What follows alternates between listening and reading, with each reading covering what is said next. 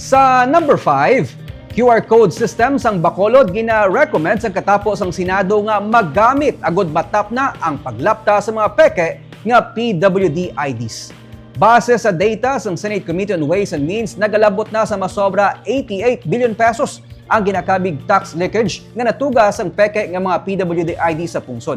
Gani sa ginpamunuan nga committee hearing ni Senator Sherwin Gatchalian, iya gindayaw kagin recommend ang ginapatuman nga QR code system sa Bacolod LGU agud matap na ang paglapta sa mga peke nga PWD IDs. Mismo si Mayor Albi Benitez nga nagserbe resource person sa hearing ang nagpatpat sang tikang kung paano napunggan sang LGU ang paglapta sa mga peke nga PWD IDs kag iban pa nga mga government issued documents paagi man sa teknolohiya.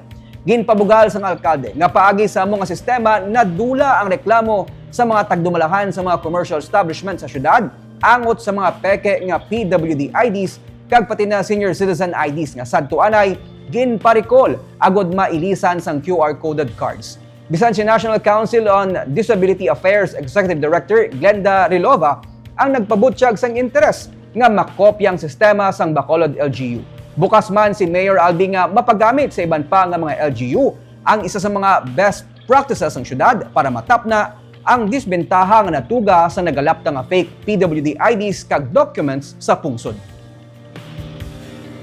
For sure, we don't mind because it's so simple and it's not expensive. So we're willing to share it or even allow this system to be used by the organization. Thank you for sharing with us your best practice, and definitely this can solve. I think this can solve the problem if this is rolled out nationwide.